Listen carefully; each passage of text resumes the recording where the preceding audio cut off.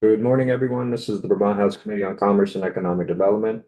It is Wednesday, May 7th, 2025 at 11:03 in the morning. So we're back to continue our conversations on S-122 and specifically the task force for Convention Center for the state.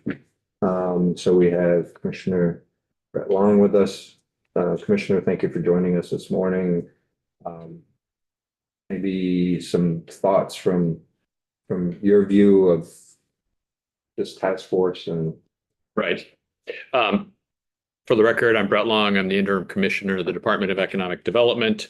The commission has really come to our attention because of the relationship that we have with the captive insurance marketing effort and several appeals from the VCIA, the association, about the issues they've had in continuing to hold their conference in Vermont. And they've actually talked about moving their conference out of state, which we obviously would not like to see happen.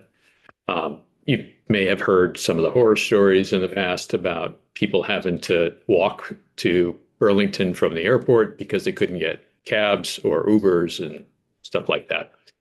So we certainly support the effort. I think it makes a lot of sense that there be the investigation of a conference center to be able to house larger conferences like that in the state. do you get requests or are you aware of other organizations that are trying to come into Vermont that or is it more chambers in Champlain, like Right. Champlain Chamber that have had more information on that? Yeah, I would think that Department of Tourism probably has a better feel for that than we do because they're the ones who are more directly involved.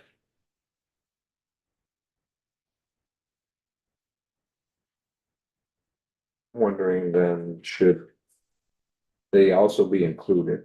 I think it would make sense. Because I think that, in order for a task force to evaluate whether or not it would be valuable and worth an investment, that we'd want to know, who's out there that's asking, and where are they asking? Are they asking for, other places, excuse me, around the state? Of course, you look at Chittenden County, the airport's there, the infrastructure is there, just Right. naturally makes sense, but are there other areas of the state that could be looked at as well? Yeah.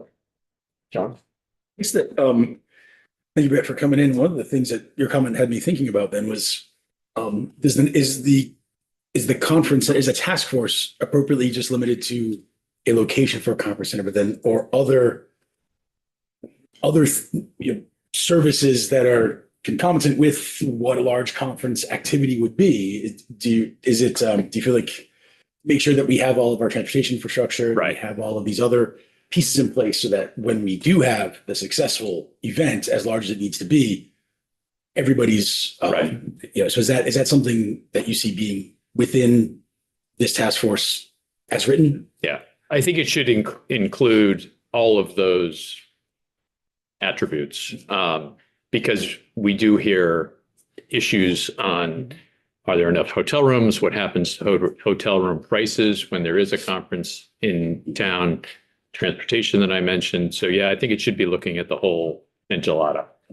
And again, I don't know what you've heard in the past, but there have been folks meeting to talk about this issue already. So I don't know, Hello Burlington and the Lake Champlain Chamber and representation from VCIA, et cetera.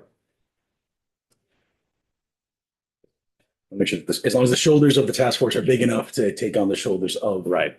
the secondary impacts, then that I don't know that we need additional language, but okay. I think the task force could already have the ability to ask others to sit with them and Right. work, Yep. so you might want some RPCs that Absolutely. different areas that might have some ideas and things like that. So there's nothing that precludes that from happening.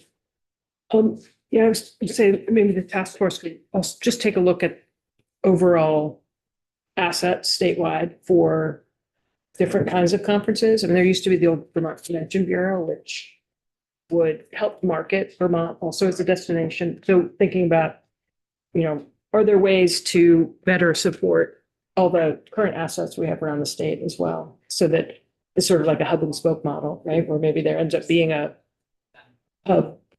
main convention center, but also the ability to be like, okay, we're going to place these smaller conventions or smaller conferences, Right. or try to direct them to those other places. Because there are, but scale is an issue, right? Like I know there's always, so.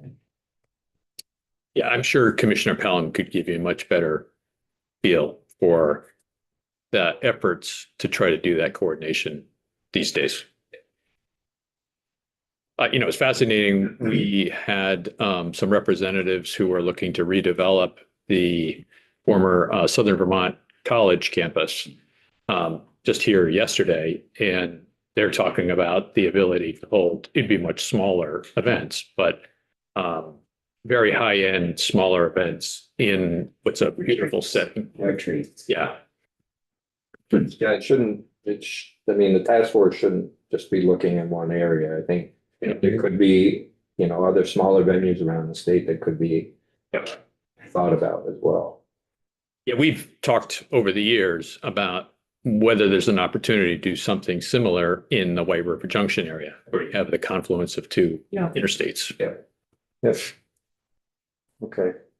So I think maybe we'll make a change, instead of the secretary of the Agency of Commerce would be that we specify there'd be commissioner of DED or designee, and the commissioner of tourism and marketing or designee. I think then we're very specific on who we want, and Makes sense.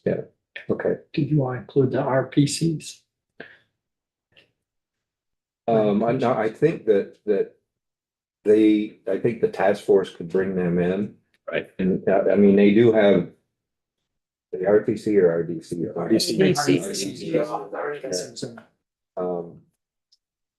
But I think they could bring in the regional planning commissions too. Right. To hear from them. And maybe, It's on page 12.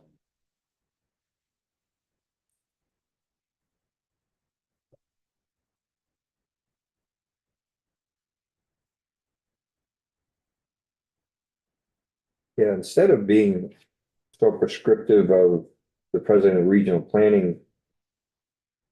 Okay, that's the head of the RDCs, right? Okay, maybe we should add the RPCs, the head of the RPCs as well, the organization. Okay, so let's. I just wanted to make, just some of the testimony I've been hearing. One of the things that has been mentioned is the role of a county government. Now, we don't have a county government here, but I couldn't help but make a connection. What we do have here is the RDCs and the RPCs that are pretty much county government. And what I see is this task force maybe coming up with ways to finding out what assets we have statewide. And then your RPCs and your RDCs would maybe drill down. I mean, we've got ours in Chittenden County, but even in York County, because they have better local control. So I would like to design this around that.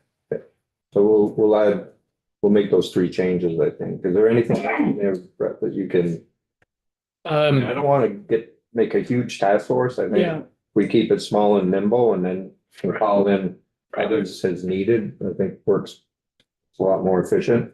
Do you think that we need legislative members on this? It's a good question. I certainly would not be opposed to having legislative members. It's useful to have legislators hear the comments and the testimony, or whatever you want to call it, firsthand. So I think it makes sense. I would be willing if you want to do that.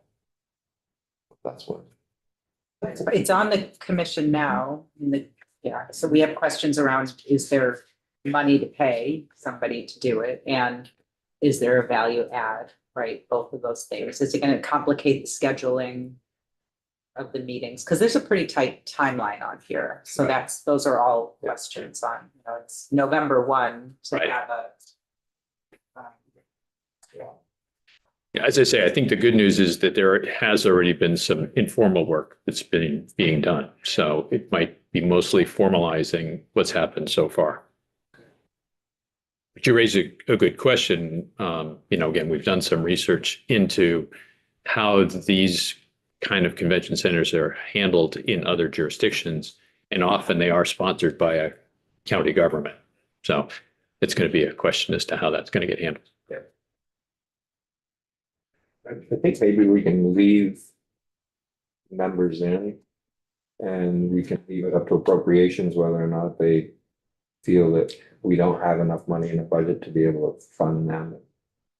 Take them out, or they may say up to X amount of meetings are available, whatever, but I think probably we can leave it up to them. There.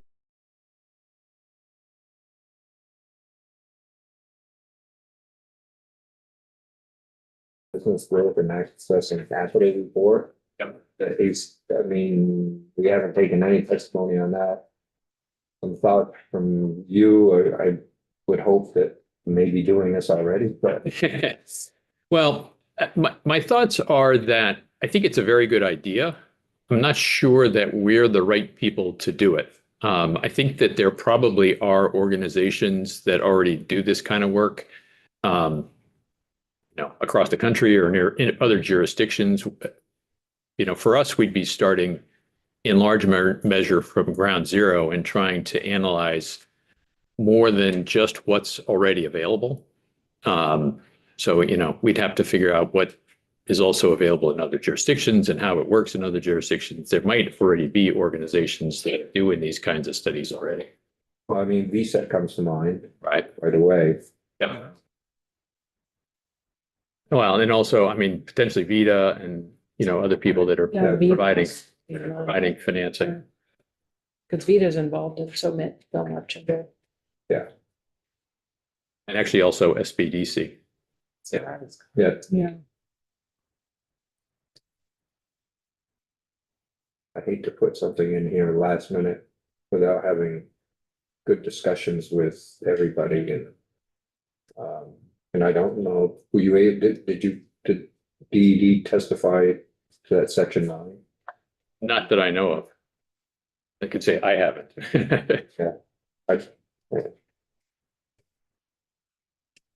Okay, well, yeah, I think we need to noodle on that a little bit to figure out. Isn't it also a veggie question that we keep asking? Is there a program that we should be looking at? How to incentivize business, how to support business? Isn't this Yeah, right? besides veggie, what else can we utilize? Right. And can we use the veggie commission, the council? Council, the Pepsi Council. Pepsi, Pepsi thank you, board, yeah. Pepsi board.